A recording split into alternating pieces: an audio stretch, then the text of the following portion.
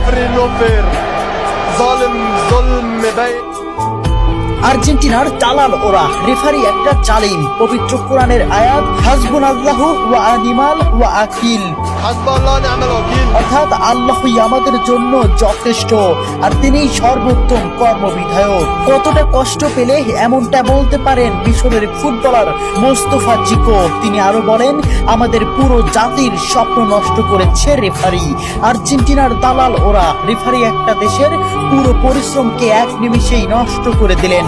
ম্যাচের শুরু থেকেই তিনি আমাদের বিরুদ্ধে কাজ করেছেন।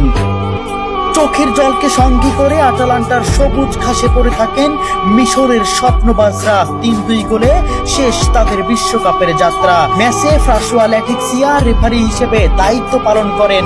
মিশরের একটি গোল বাতিলের পাশাপাশি ম্যাচের শেষ মুহূর্তে মোহাম্মদ সালার একটি ট্যাকেলও এড়িয়ে যান তিনি। দেখার প্রয়োজনও করেননি VAR। জানিয়ে রীতিমতো তুলপার ফুটবল বিশ্ব।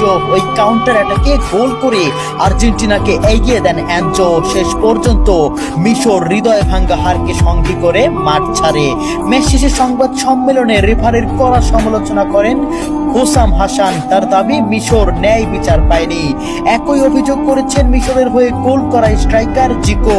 মাঠেই সাক্ষাৎকার দিতে গিয়ে কান্নায় ভেঙে পড়ে রেফারির বিরুদ্ধে তীব্র ক্ষোভ প্রকাশ করেন এবং তাকে জালিম বলে আখ্যাও দেন।